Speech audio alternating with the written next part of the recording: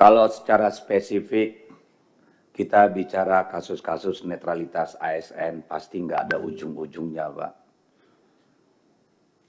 Sebenarnya kalau kita angkat pun hanya membuang-buang umur. Karena apa? Buktinya mana? Persisnya seperti apa? Saya hanya berharap kita semua tidak menjadi bangsa yang munafik. Menganggap tidak ada masalah hanya karena tidak ada proses legalnya. Padahal kita semua tahu apa yang terjadi di sekeliling kita. Saya minggu lalu mendengar pidato Presiden Prabowo, hati saya tergetar, Pak. Ketika beliau mengatakan tidak ada titip-titip dalam pilkada. Silakan semua yang junior-junior, saya terharu, Pak. Karena sebelumnya banyak sekali peristiwa-peristiwa yang membuat kita meragukan di beberapa tempat provinsi ya yang intervensi berbagai instrumen kekuatan negara itu sangat nyata, telanjang dan masif. Tapi kebahagiaan saya dengan pidato presiden itu luntur hanya dalam waktu 3 hari. Ketika kemudian Presiden Republik Indonesia yang sangat kita hormati Pak Prabowo Subianto ternyata kemudian menjadi endorser, promotor untuk satu pasangan calon gubernur di Jawa Tengah. Istana mengatakan tidak ada larangan presiden kampanye. Oh iya, betul. Tapi undang-undang kita mensyaratkan kalau mau kampanye harus cuti. Jadi juru bicara istana ini nggak ngerti undang-undang. Definisi kampanye dalam undang-undang kita juga jelas. Ketika mempromosikan dan seterusnya dan seterusnya. Ketika seorang Presiden Republik Indonesia turun kelasnya menjadi campaigner jurkam untuk satu calon, saya kira kita ketika kehilangan harapan bahwa pemilu ini memang akan berlangsung dengan jurdil. Kenapa?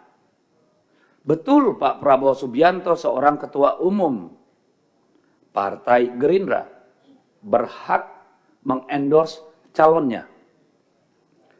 Tetapi kalau itu dilakukan sebelum masa kampanye, sangat boleh sebagai ketua umum.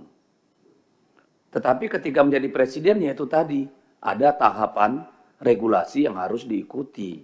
Interupsi pimpinan. Bentar dulu pimpinan, saya belum diinterupsi, saya baru ngomong terus diinterupsi. Kan boleh interupsi Pak Deddy. Iya, saya selesaikan dulu lah. Tidak ada yang salah saya kan baru interupsi. pembukaan nih. Biar diselesaikan dulu. Iya, nanti kan Anda bisa bantah. Iya. Jadi problemnya adalah bahwa selain ketua umum partai, presiden kita itu memegang 3 jabatan yang sangat penting. Kepala negara, kepala pemerintahan, dan panglima tertinggi angkatan bersenjata. Saya takutnya, walaupun mungkin Pak Presiden tidak berniat, bahkan tidak terpikirkan agar itu menjadi acuan untuk seluruh instrumen kekuasaan di bawahnya, bisa ditangkap secara berbeda. Bisa multi interpretasi, Pak. Jadi saya kira hal ini harus diluruskan.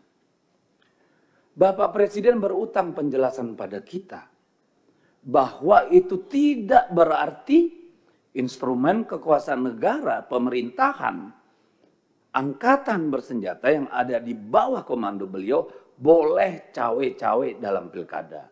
Kami menghargai hak beliau sebagai ketua umum partai. Bang Deddy, silakan Pak. Bang Deddy, difokuskan ke sini dulu. Iya, ya. Ini kita nggak mungkin bicara Pak yang di bawah kalau atasnya nggak benar Pak. Ya. Yang benarnya di mana Pak Deddy? Ada yang melanggar undang-undang nggak dilakukan Pak Prabowo? Bentar, yang saya sampaikan tadi udah cukup jelas. Maksud saya begini, temanya hari ini. Biarkan saya Pak menyampaikan Deddy, dulu. temanya hari ini soal pilkada. Pak Ketua izin. Izin pimpinan. Saya rasa kita harus memperlihatkan suri teladan yang baik. Siap. Jaga marwahnya Komisi 2. Silakan Iya, saudara makanya. saya. Terima Cuma saya kasih. meminta kita fokus kepada substansi masalah. Terima kasih. Download Tribun X sekarang. Menghadirkan lokal menjadi Indonesia.